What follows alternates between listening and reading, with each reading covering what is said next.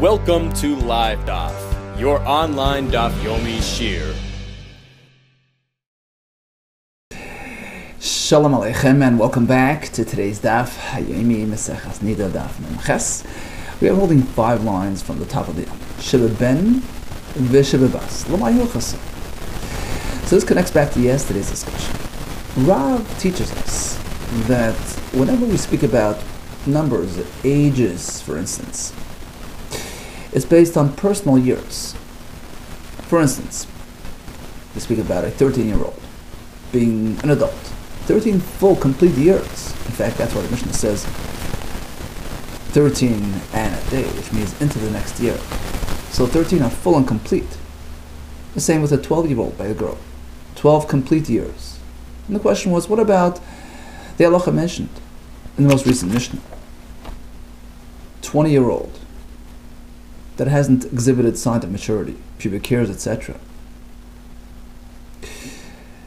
Mishnah says, once you hit 20, and you've exhibited signs of siris, by a boy and by a girl it's idleness, so you've exhibited signs of hormonal deficiencies, now you consider to be an adult irrespective of the presence or absence of the routine expected signs of development. And Rav teaches, even though this Mishnah does not mention that phrase v'yoymecha, it just says bas esrim shana. This is the Mishnah back on Zayin base. It says bas esrim shana, 20-year-old woman, and by the man it says ben esrim shana. Even though it makes no mention of full years, it doesn't say 20 and a day, meaning into the next. Nevertheless, it runs the same track as the other numbers, other ages discussed in this parak, called Parak Yetzeh Daifen. And of course it needs to be a full and complete 20 years to be eligible for that new classification of Siris or Eilamus. That was Rav's opinion, in contrast to Rabbi Eliezer, who says no. There's a reason why the Mishnah does not term it the same way as the other ages, because here it doesn't need to be a complete 20 years. In fact, he says, as long as you entered that 20th year, so you're 19 plus 30 days, it's a month, a chunk of time, in which case you've already sufficiently experienced that 20th year, even though it's not a complete full 20 years, you're already eligible for this new classification. Now the Gemara sought to bring a raya to Rav, that in fact, even pertaining to this halacha of 20 years, it requires full and complete years from a brisa, which gave us a whole long list of items that require full years. The age of a carbon, the year of redeeming the house that had been sold in a walled city, etc., etc. All those are me'es, full and complete years. So it's not about calendar years. For instance, in some cases, perhaps it's related to the year beginning on Tishrei, and that's considered a new year. No. Or perhaps, like we said, when it comes to the 20th year, 30 days into that year is sufficient. No, it needs to be full, complete, day-to-day years. Now, interestingly, when the Gemara now will review and analyze the items on that brisa, the last item being Sheba Ben and Sheba Bas, which the brisa says also needs to be full and complete. But I also asked the Gemara, regarding what? And Rav, who had taught that the Siris/Islandess 20-year requirement needs to be full and complete years, which was the purpose of bringing this brisa, was to support his shita.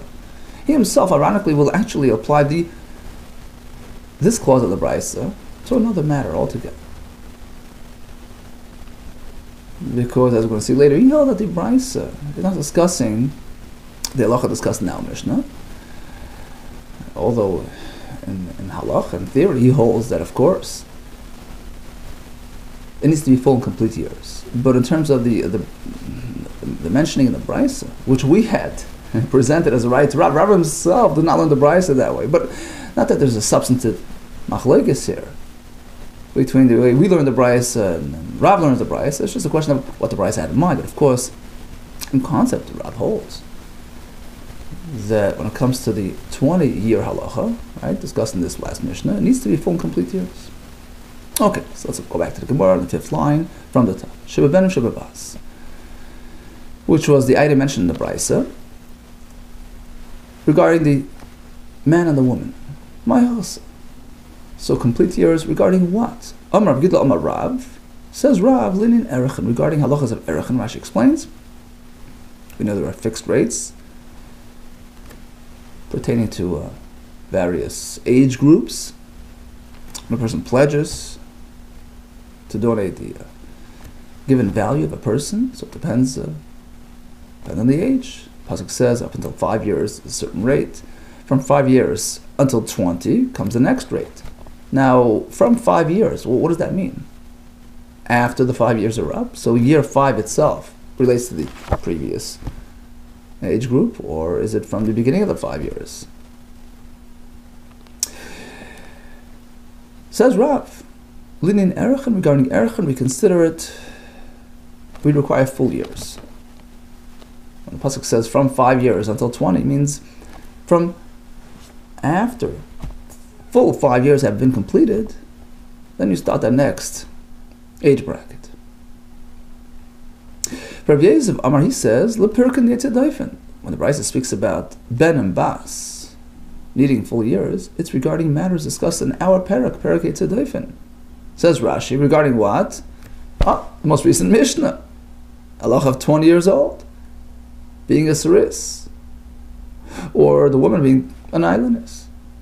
Despite the Mishnah not having mentioned the word B'yay Mechad to indicate fullness, that's what the Mishnah had in mind, just like the other age-related halachas discussed in our parak, like a bar mitzvah, bas mitzvah. Amalei Abai returned to Rav Yosef, mi plagisu? Are you having machlokes with Rav? Is there a halachic difference between the two of you? Because he seems to say that, well, the Brisa is not discussing the 20-year-olds, so it would seem like it doesn't need to be complete years, but Rav himself actually was the one who promoted that opinion. Amar says, no, actually, there's no substantive machlokes here in halacha. Hu amar chada, v'ano min chada. He had one explanation in the Brisa, and I'm providing another one. There's no halachic difference between the two of us. It's just a question of what the Brisa had in mind. But in theory, certainly, Rav agrees that 20 years means a full 20 years. I'll even prove to you as such. Because if there's a machlokes here,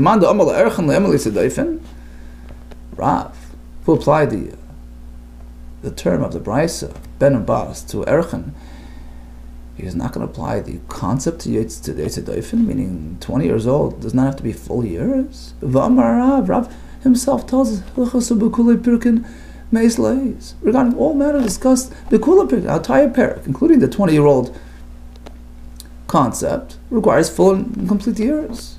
Ella says they were okay, so once we've established there's no machlokes in halacha, so why in fact did Rav insist on applying this Brisa to matters of erechen and not to Yetzedaifen? And why did Rav Yosef go the other way? According to Rav, applies it to erechen matters. My time, why not to Yetzedaifen? Why not to the halacha of 20 years old? The answer is because he wants it to match the other items in the Brisa. The whole list discusses matters that are discussed in the pasuk, like the age of a korban, buying back the house in the walled city. These are all explicitly discussed in the Pesukim, as opposed to matters of age requirements of adulthood. Rashi says that's halacha b'shmei Sinai. It's not openly discussed in the pasuk, so it belongs in a different, discussion. So it's just sort of a organizational question. It's not a conceptual halachic dispute here. Comparable to the other items in the Brisa, just as the other ones are discussed in the pasuk. Likewise, this one too, Sheba ben and Sheba bas, presumably discusses and relates to something in the pasuk. NIDAH, Rabbi Yosef responds, so what's the option? Erechen? Well, the wording doesn't really match, because instead of Sheba ben v'Sheba bas, which actually matches the lashon of our Mishnah here, ben esrim shana, bas esrim shana, Erechen, you find different words. relating to the genders. It's Zachar, it's Nekeva, the Brisa. If discussing that, should have related to that Lashon. Why Shebebenim Shebabas, which sounds like a Mishnaic type of terminology. Shebezachar, rather it should say Shebezachar, Shebekeva Boile, should have chose those words. And therefore, I say, says Rabbi Yosef, that the Brisa talks about the halacha of Ben and Bas discussed in the Mishnah. Amar Rabbi Yitzchak, Bar Nachman, Amar Belazar. What's the halacha regarding, at what point can we classify him as a saris, as an islandess?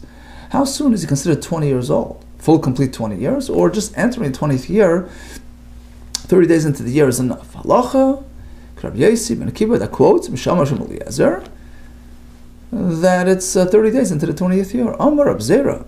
I wish I can find the source himself and hear it straight from him. Ask it. If only I will merit. The Ace, I can travel up to Eretz Yisrael. The Egam will Shmaita and learn the halacha directly, putting from the mouth the Gemara of its master, straight from Rabbi Lazar. Rashi says Rabbi Lazar ben Padas was one of the prominent Amoraim in Eretz Yisrael, who's quoting Rabbi Yossi ben Kippur. I want to hear it directly from him. Kisalak, when he traveled up to Eretz Yisrael, Ashkechi, in fact, encountered Rabbi Lazar. Amalei, and he approaches him with a question. Did you, in fact, present this halacha? Amris, did you say halacha is Rabbi Yossi ben Kippur? That even partial years enough? Amalei, he says, actually, it wasn't a definitive, conclusion. Amalei mistavra ami. I was just proposing that it's logical. It makes more sense to say it that way. That we need not have complete years regarding this matter. Why? Look at the disparity in the language and the choice of words in the Mishnah. Elsewhere in the parak, when we speak about bar mitzvah, bas mitzvah, it says 13 full years, 12 full years. Here it just says ben esrim shana. That difference in language indicates that perhaps here it's different. Here just beginning to experience that 20th year is enough to give you that classification. Amri. Because throughout the whole parak we speak about X years plus a day, meaning complete years. Here omits any reference to the extra day. No, we can conclude that it makes sense to follow his opinion that we don't need 20 full years to get you that, to get him that classification. Okay, so in conclusion, regarding the other age-related matters discussed now, parak, 12-year-old bas mitzvah, 13-year-old bar mitzvah needs to be 12 v'ay mecha, which means not a full extra day. It means to say, once you enter that next day, you've completed the past 12 years, completed the past 13 years. When it comes to the halacha, at which point he turns into a saris, or an islandess by a woman, for lack of signs of maturity or development. So once he hits 20 years old, without the simone gadlus, and he exhibits signs of a saris, he is classified as such. Now, do we need a full 20 years? That's subject to machlokes. Says the Mishnah, the Parak, Bosim Atachtan, speaking about signs of development, maturity. We have the lower pubic area, which exhibits the hairs of maturity. We have, by a woman, the upper area, chest area, which also exhibits signs of development and maturity, as discussed in the previous parak. Once the upper area develops to the point that is called boichal, that it considers her a gadol. Now the question is, which one determines the lower area or the upper area? Says the Mishnah, Basim and Atachtan. If the signs of maturity in the lower area have developed prior to the uppers, in this case, she's determined to be a gadol, because the lower is really what sets the tone. If she's a yavama, husband passed away without children, she's old enough to participate and partake in chalitza, which requires a gadol. And likewise, if the surviving brother decides to marry and do yivam, she's eligible for that as well. Because According to Reb Meir, there's a concern with a Tana doing Yibum. As discussed many times, he's concerned that perhaps she'll turn out to be unable to bear children, to be an islandess, hormonally deficient, that we discussed in the previous stuff, which is only something that you can, fully determine once she becomes an adult and you see whether she's exhibiting signs. So, a Ketana should not be doing Yibum according to Rabbi Meir, but in this case, where it was determined that she's a full Gedolah, Yibum is A-okay. Now let's say it's exactly the opposite. But Elyon, the upper developed, before the lower. And the Mishnah continues, even though it's an impossible proposition, at least according to Chacham, according to Reb Meir, it's possible, even though it's not likely, not common, but according to Chacham, it's not possible. That explains why, according to the Chachamim, when the upper is there, we assume she's a G'dayla because inevitably it proves that there is lower as well. But according to Reb Meir, it's not necessarily so, and therefore Reb Meir, you can't know. She's sort of in limbo. She's not treated as a G'dayla. She can't do Chalitza, nor Yiva. No way. Go ahead, do everything you need to do. You know why? Because it was established that it's possible for the have the lower without the upper, because the lower develops first. It's impossible physically for the upper to develop before the lower. Now, on the one hand, Reb Meir is not sure if she's a G'dayla because it's only the upper. But then the Mishnah itself says it's impossible to have the upper without the lower. How does that work? The Mishnah says it's impossible. But you're speaking that it happened. You said the upper developed without the lower, and then you go and say that it's not possible. The Mishnah states that it's impossible. That's according to the Chachamim. When the upper is there, automatically it's assumed that the tachtin is already there as well, because that's a sequence. First comes the lower, and then comes the upper. However, when the Mishnah presents a scenario of upper without lower, that's Reb Meir's opinion, that it's possible. Okay, but still, why does the Mishnah have to, add that point, that it's impossible? Leave that out. We're listening. It can simply state, look, the upper showed up without the lower. What's the halacha? Reb Meir Aimer. She's still presumed to be a Ketana, and the Chacham say she's given G'dayla status, and just stop there. And I'll understand on my own. And the reason is because the Chachamim consider it to be impossible to have the upper without the lower. Mishum di yefshahu. Why does Mishnah have to add and explicitly say that? Well, says the Gemara, the Mishnah is trying to highlight the position of the Chachamim here. It's actually impossible, because otherwise I would think maybe even they agree that it's somewhat possible. It's improbable. Roy, the majority, would dictate that it's probably there. If the upper is there, the lower is there, but it's possible, and you have to reckon with that possibility as well, as we're going to see. Hence, the Mishnah concludes to us with definitiveness. It's impossible. So the Elyon is there, the Tachton is there, period. If not for this added point, if not adding that point, I would say, Roiv Noshim.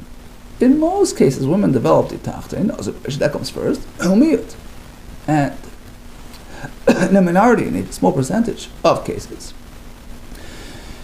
you couldn't have it come the other way. The upper will develop first. Perhaps.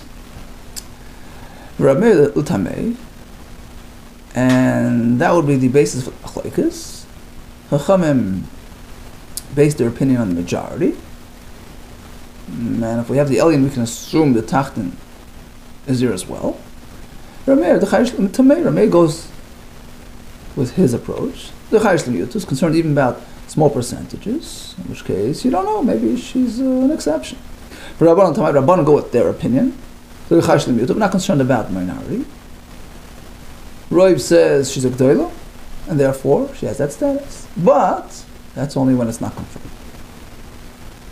So it's a question of, presumptions.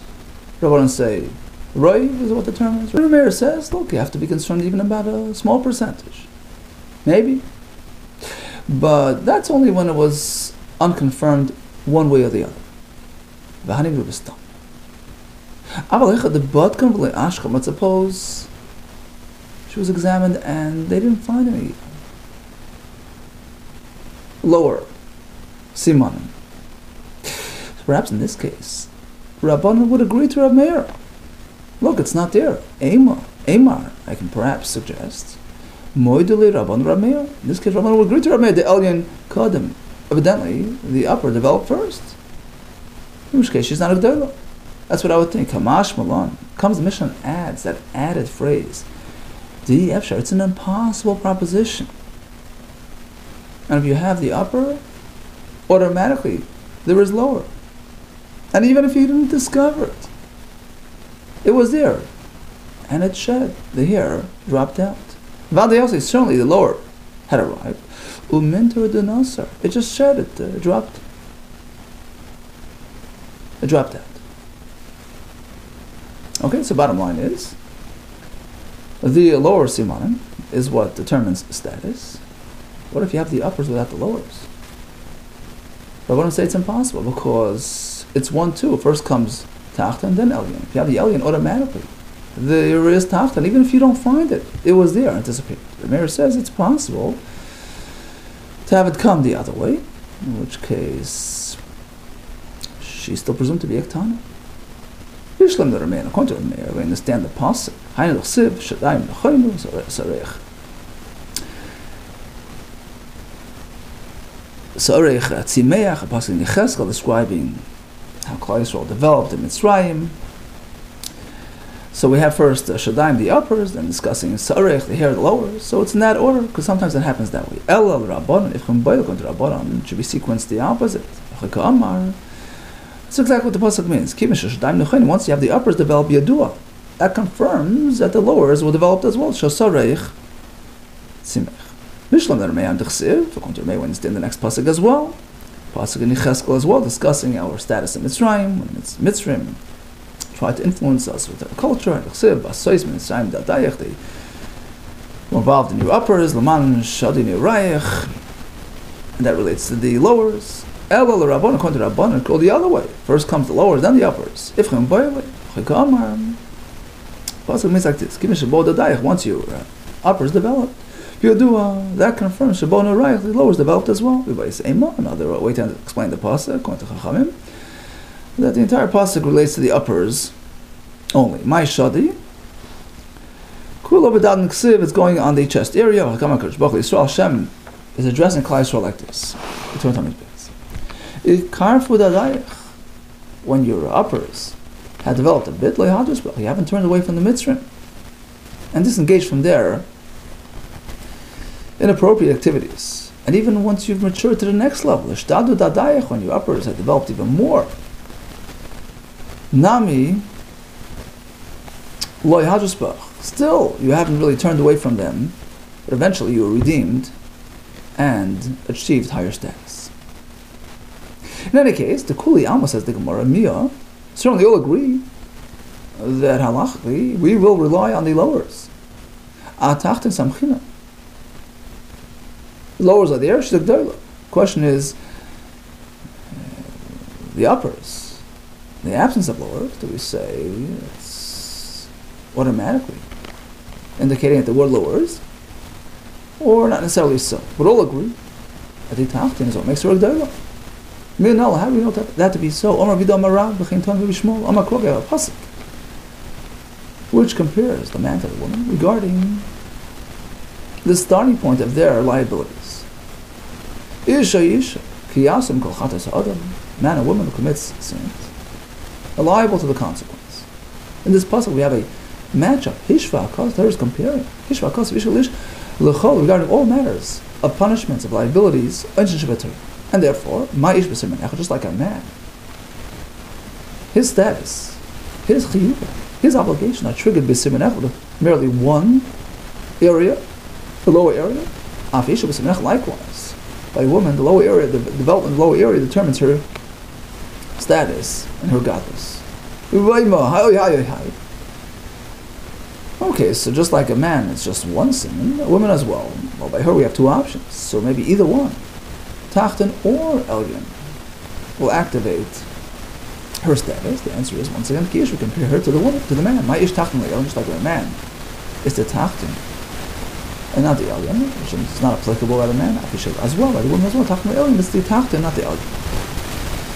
Tanam, we find the same in the Brisa. Amr Bazar Tzadik, that the Tachten is what determines her status. Back in Yavne, when the Sanhedrin was there, that's how they would teach. Once the Tachten arrives, we have no concern about the uppers, because it's the Tachten that makes her a Tanya. Further on this topic, you should know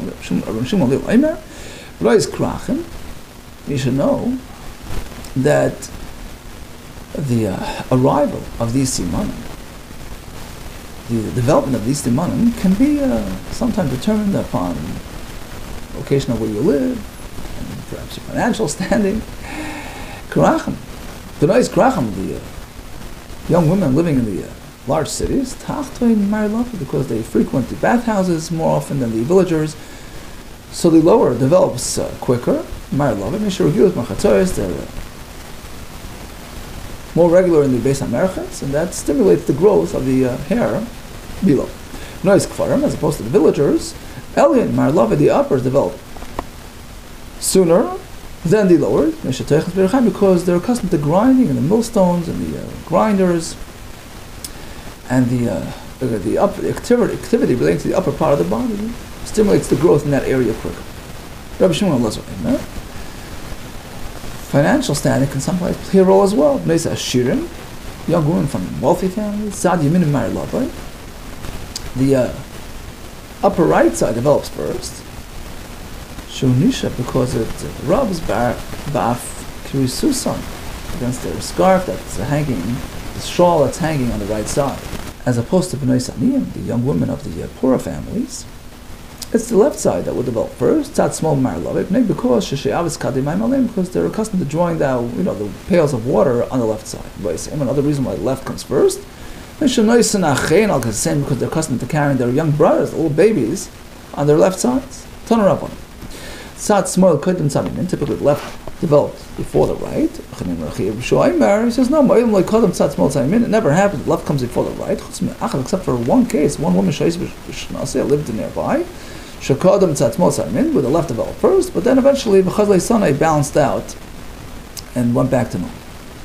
Okay, so in summary, we have the simoni godless by the ish, where it's only the tachten. By the isha, we have tachten and elyon. The pasuk teaches us isha, right? That the isha is like the ish. It's the siman echad that determines godless, and just like by the ish, it's the tachten. Likewise, by the isha, the tachten. So it makes her a gdela. The question just is, in a case where you see the elyon without the tachten, shall we assume that the tachten is or was there? That's the Chacham Shita. The Meir says not necessarily so. You have to go to Chumrah and treat her like a Tana regarding certain matters. Tana Rabban. So when we speak about determining godless based on the exhibition of the signs of development, how do we determine? How do we know? We have to make an examination. Who does that examination? Women do it. The ways of the Torah are pleasant. Says the Mukhi Yosef, we have women designated to make these bedikas. When a bedika is required, it's done through women. Eliezer would pass it on to his wife to conduct the bedika. Rabbi Shmuel Meiser, he would have his mother, the imam. Now, this is all good and well. It's pleasant, it's darchinayim to do it this way. But the issue is, an isha cannot have ne'emanas regarding matters of punishment, matters of determining adulthood, regarding all those consequences. So how could we rely on the isha to make the bedika? The Gemara now will address this issue. And the Gemara will tell us that you're right. You can only rely on the isha under some very limited circumstances. Either if it's only a matter of being machmer, being stringent and being strict, And also when it's sort of supported by circumstantial factors, as we're going to see. Rabbi Daimer, well, depends on where it's holding.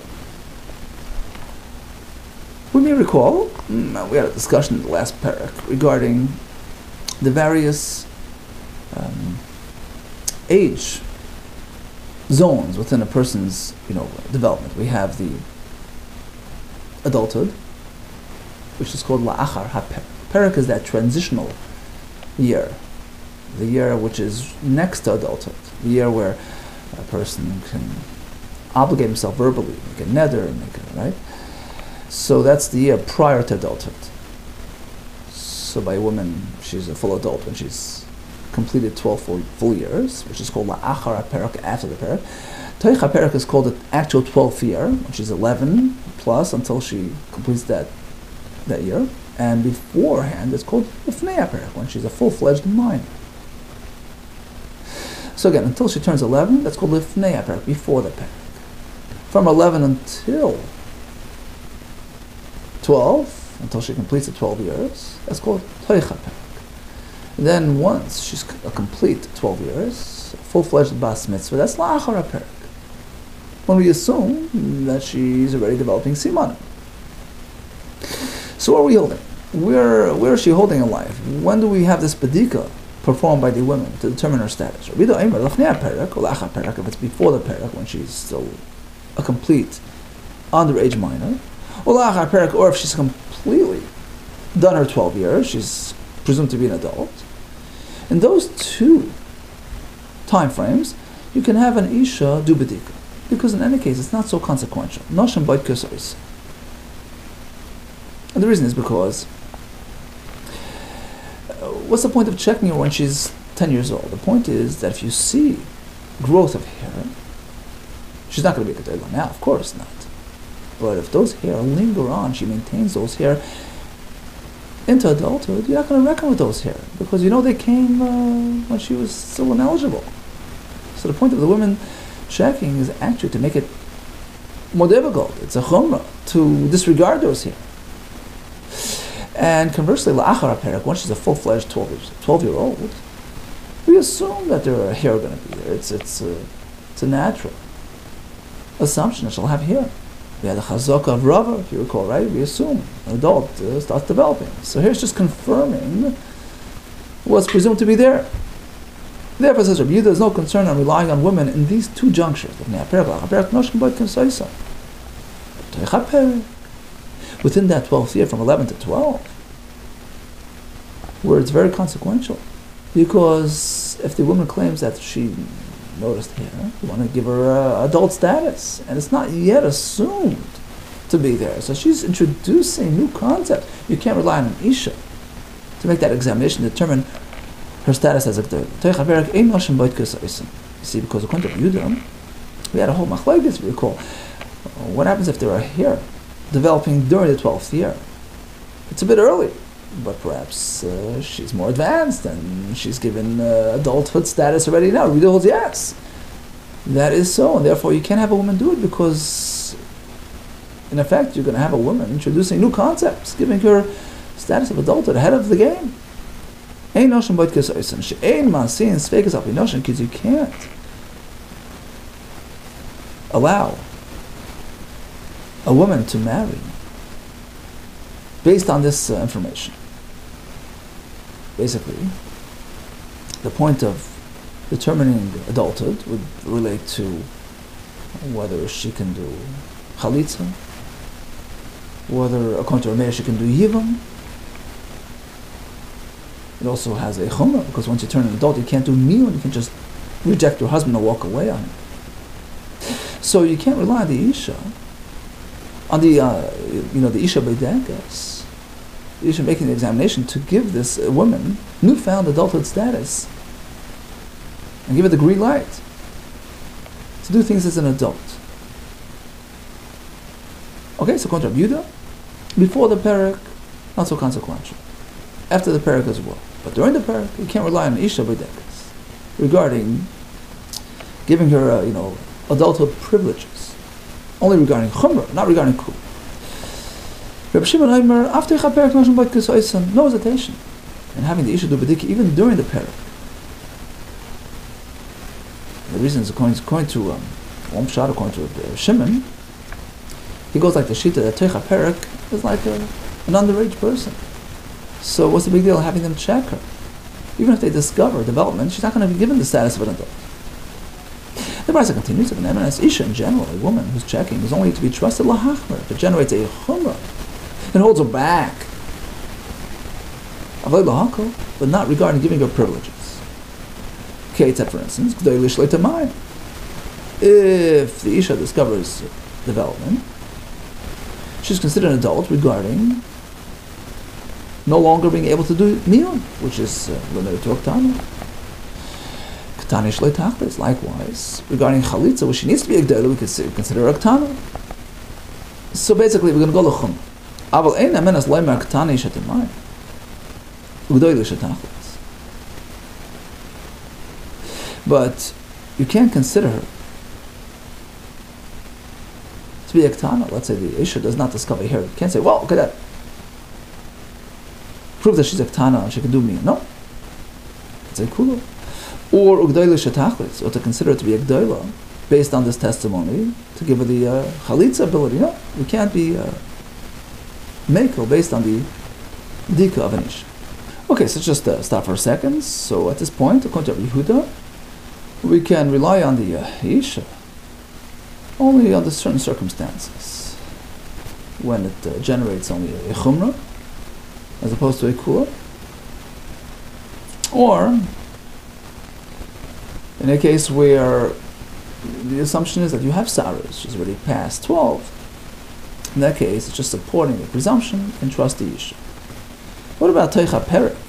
According to Yehuda, Teicha Perek can rely on the Bedekas, because if in fact she discovers saras, she's given the status of an Agdela, and it's not yet expected to be this, so she's really introducing new information, you can't rely on her. Regarding a kula, according to Shimon, no, there's no issue, because Teicha Perek, she's automatically a Ketana anyways.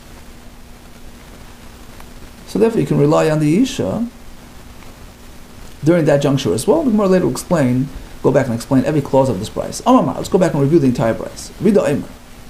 Fnei Perek, Lacha Perek, no problem. Noshim Beit Kesoisan. Why? So first of all, why are you even checking? If it's before the Perek, the B'dika is, so that if you discover here, the Mishtachi, Lacha Perek, we discover these here, lingering into adulthood, Shumanin, he will now determine that they're just a mold, just growing out of a wart, they're just random hair, which don't give her status. And that will be confirmed by the Vedekas, who recognize that these were here with here since way back. What's the point of checking once she's passed, into adulthood? What's the point of checking? Rabbi taught us. No need to check. Tana shegel chlashon seah, young woman who reached the full age of adulthood, she's completed a full 12 years. B'dika is not needed. Chazaka, it's an assumption. Maybe a simon, certainly she developed. Kiyama Rava chazaka lamin. The answer is Rava's chazaka only pertains to a chumrah. We assume she's a she can no longer do yibum. Aval chalitza by b'dika, but to give her privileges to do chalitza, for that you need a b'dika to confirm her adulthood. And that's what these women are attempting to do.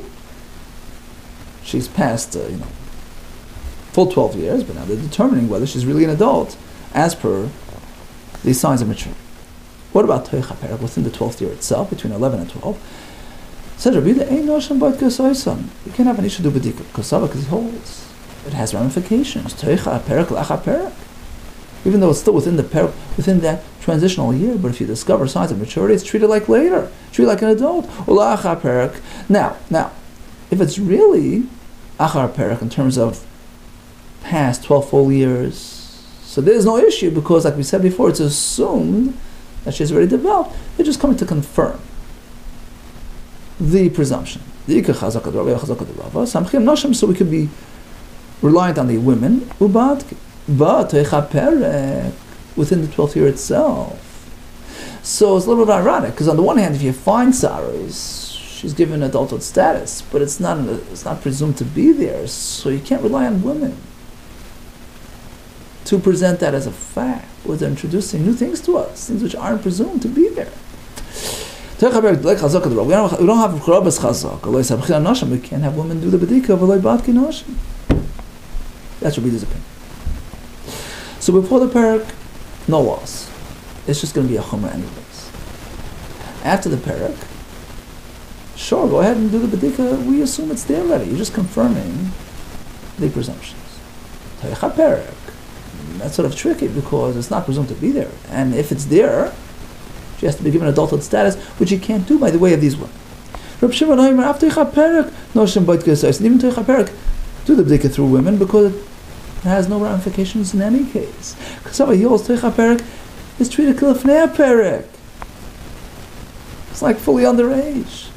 The point of making Bdika here is not to give her adulthood status from now going forward. No, just the opposite. Because let's say they do a Bdika and they discover signs of maturity, and then you find that she's lingering with these hair even after adulthood, so they're being maintained into adulthood. The fact that they were there earlier and developed by a minor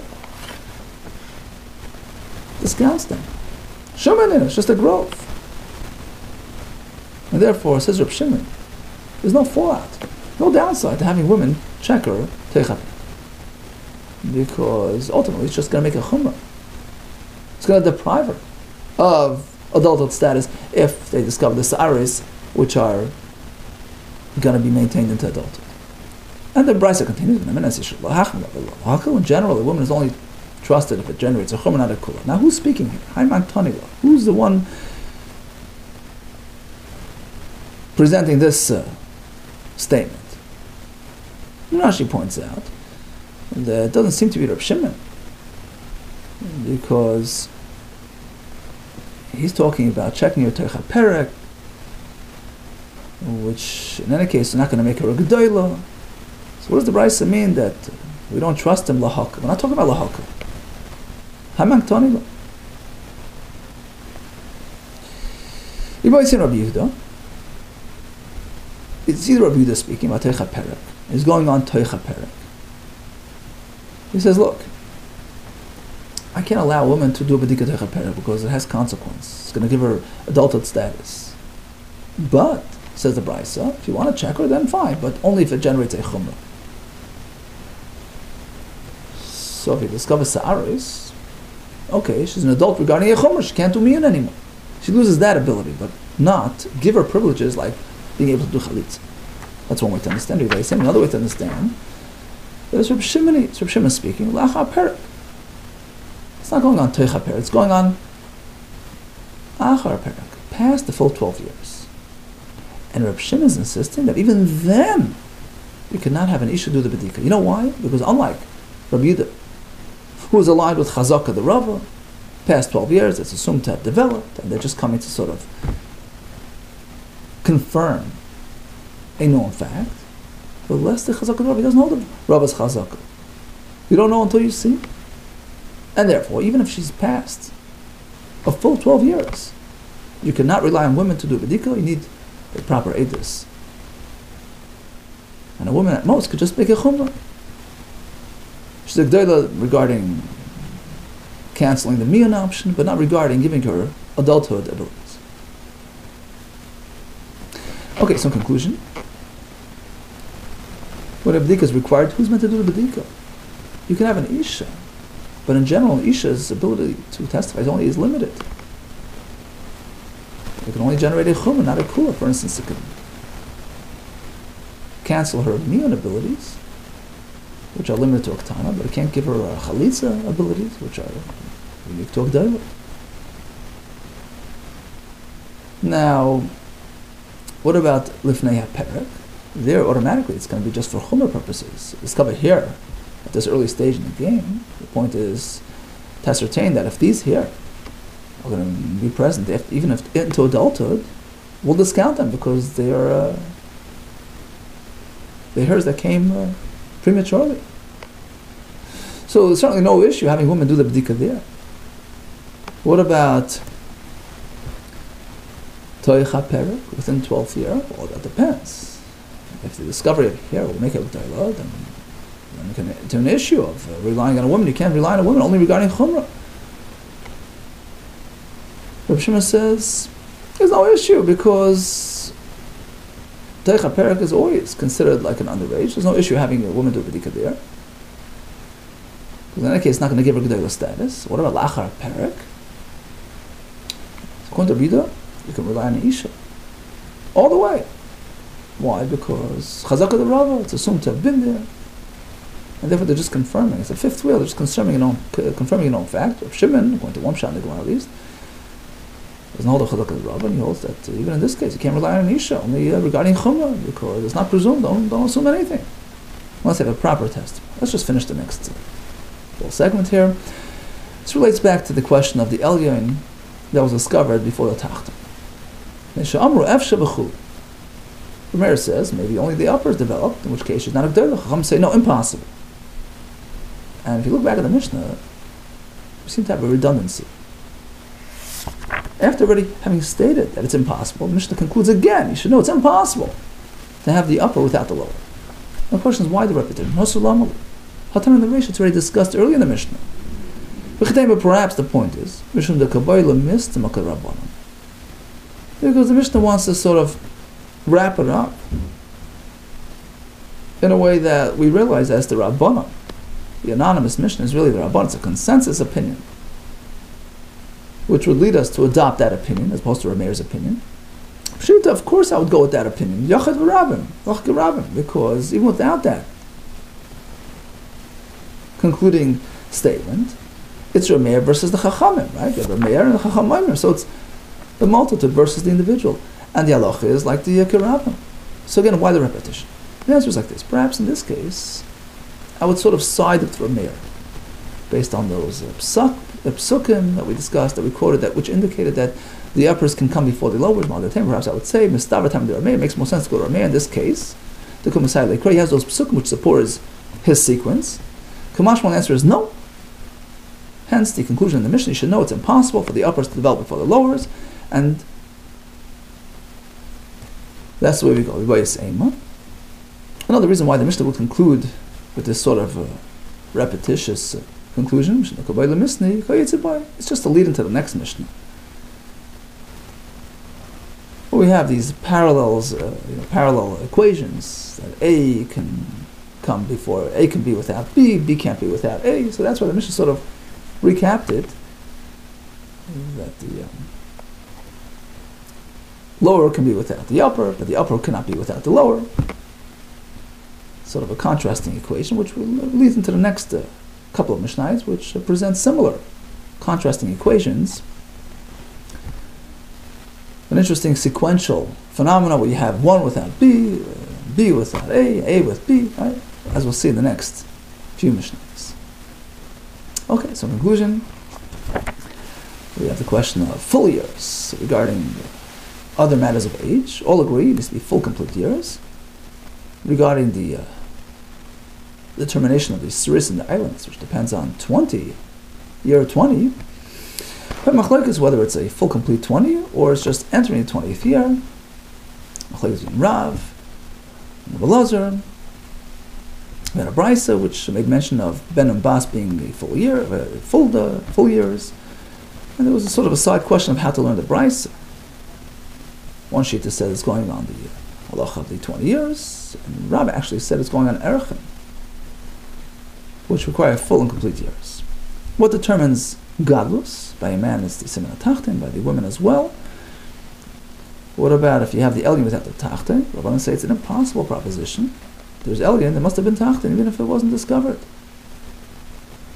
Mintu the Nosar disappeared. And therefore she's a full-fledged adult regarding all matters. Rameir says, you never know. You have to be machmer.